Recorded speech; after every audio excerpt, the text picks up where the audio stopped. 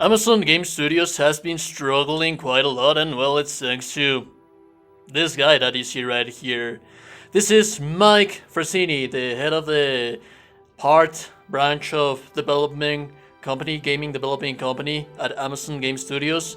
Amazon Game Studios is working on this new upcoming MMO, New World, as well as the new upcoming Lord of the Rings new MMO.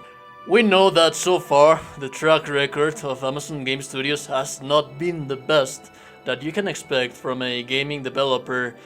So far they have several cancelled games as well as games that were just downright taken away from several stores, actually, from Sony's, from Microsoft, from the Amazon, actually the Amazon store. And this man that you see right here, it seems that he is the cause of all this.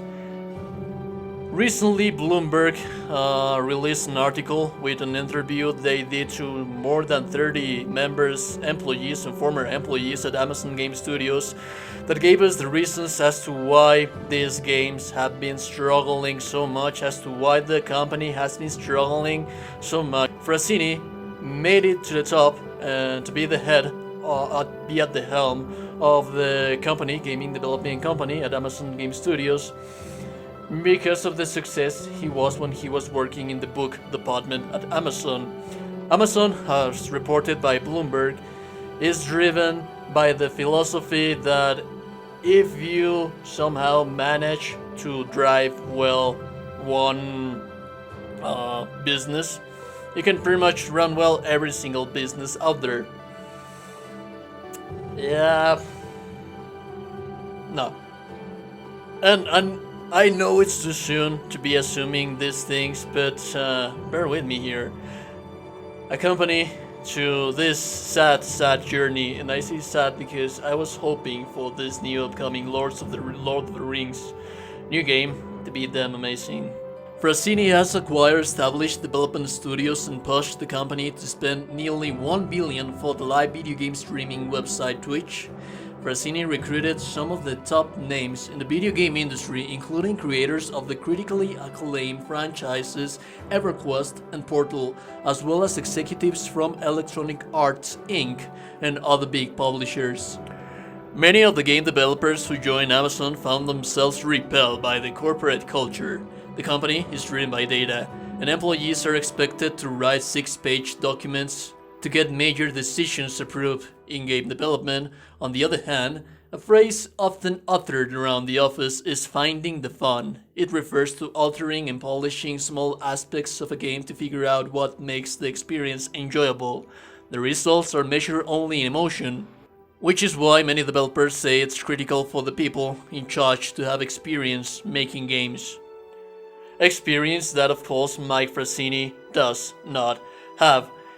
You know, you can recruit the most talented creators and veterans of a specific industry and expect them to make something like amazing, but if there is no strong direction between them, well, pretty much what you're going to get is something like this. Remember that something similar happened to Project Copernicus back when Kurt Schilling said he was on the quest of creating the biggest MMO that was ever going to be created. Apparently, the wall that they hit back then is that there wasn't enough resources. Back then, Kurt Schilling asked for Rhode Island governor for a loan of some cashes, some monedas to make the game happen, and they ran out of money before like the dream could be true.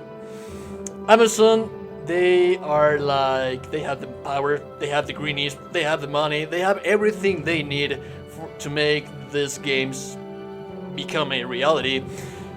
And the end results that we have right there in the market, because we have end results in the market with Crucible, with Grand Tour. Yeah, it's not money, it's direction, and there's a whole lot of stuff in here that we're going to discuss that's hindering the progress of this development of games as well. One aspect of working at Amazon felt similar to traditional game companies. The studios cultivated a bro culture in which women often weren't given the same opportunities as men, former employees say. Four female game developers say their worst experiences of sexism in the industry were at Amazon. They shared stories of being ignored and undermined by male executives and say they were eventually driven out of the company. One former employee says male colleagues completely ignored her comments in meetings. Another says a member of senior leadership impeded her career growth after she disagreed with him, and that he created new management positions above her and filled them with men. Right here, right from here, you can see the quality of the leadership that you have in the company. This is really important because when you're orchestrating a game to be able to happen, you need to ensure that you're a leader that the people can follow. You need to ensure that everybody that's working in your company is like adding their talent to it. In Amazon, it looks like they are driven by company standards, where your opinion, like, it doesn't matter. Like, you get your bosses, they tell you what to do, and what you think about it. Well, you can write 10 pages about the stuff that you want to get approved, and maybe, well, somehow, maybe they call their secretaries to read them and then discard them and tell you it was a good idea, but you should stick to the original plan. What's the meaning of hiring so many potential recruits and veterans, people that would add to your company, that you're just going to undermine them, men and female equally? Imagine that you have the best narrative creator, the best narrative writer, and then you have the best composer in the world making the soundtrack for your game. And well, let's say that the narrative writer comes to you and say, "Hey, dude, I have this idea. I've worked with this thing previously. We should like consider to make this like a thing in the game." You need to orchestrate to take these opinions in consideration, to bring it up to the soundtrack developer, because at the end of the day, the sound is a narrative form. It's a form of narrative that should be like in parallelism with the narrative. Same with development of the levels, of the coding, of the resources. You need to be experienced creator to make these things happen. Frassini, well, the document speaks for itself. Like you can see right here, quote, "Amazon does hire experts from various industry, but then they expect those folks to adapt the Amazon way," end of quote. Frassini's lack of experience in video games showed during project review sessions, a standard industry ritual when the boss plays early prototypes and offers feedback. His comments were on the focus group variety, recalls a former Amazon developer. "Why is it this color and seems fun? When will it be ready?" On a different occasion, says another developer, the team cringed at Frassini's struggle to differentiate between hyper-polished conceptual footage and live gameplay, a sign he didn't understand the technology. That's a really nice tree. I think we should keep that.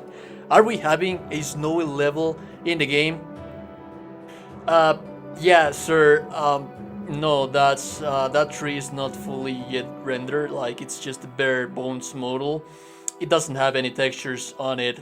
It's not usable right now. Well, it's usable, but gamers will notice.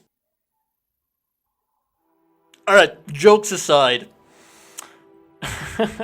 It's just the developers cringing at the boss. There is no leadership in here. There is no strong foundation of a company that drives itself by being able to work.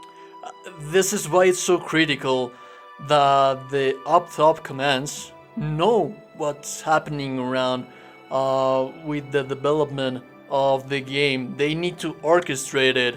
You can have the best writer, you can have the best developer, you can have the best 3D modeler, but if you're not out there to mix these things together as a complete union, this is what you get in the end. And then another one of the problems is, of course, the game engine that they are using right now. Instead of using the normal thing to go through, like for example, let's say Unreal Engine or something workable, Frassinis decided to make their very own engine based on the Crytek technologies. Lumberyard became a boogeyman around the office. Some features required esoteric commands to function, and the system was painfully slow. Developers played Halo or watched Amazon Prime Video while waiting for Lumberyard to process art or compile a code. Several former employees say, a common refrain around the office, according to a former employee, quote, Lumberyard is killing this company, end of quote. Right now we have cancelled games, we have games taken away from the store, we have mismanagement of assets around the company, we have misbehavior and in a toxic ambient of work in the company because of how the directives drive the company, the workers. We have an engine that doesn't seem to work as it's supposed to be working. It pains me to say it. It really pains me to say this thing a lot because I would very much have loved for the Lord of the Rings new game, new MMO by Amazon Game Studios. Yes, they are working in partnership with Athlon as well, and I don't want to diminish them either, but their experience and credentials and track records are just telltale games. They are not like suitable credentials for a game of these standards. But anyways, needless to say, do let me know guys in the comments below, what do you think about all of this stuff? Are you disappointed about like the management of the company in based on this new truth that we have out there? With that being said, I'll see you beautiful gamers in the next one. Don't you ever forget that each and every single one of you are beautiful people. I'll see you guys in the next one. Stay safe, stay awesome. I'll see you later.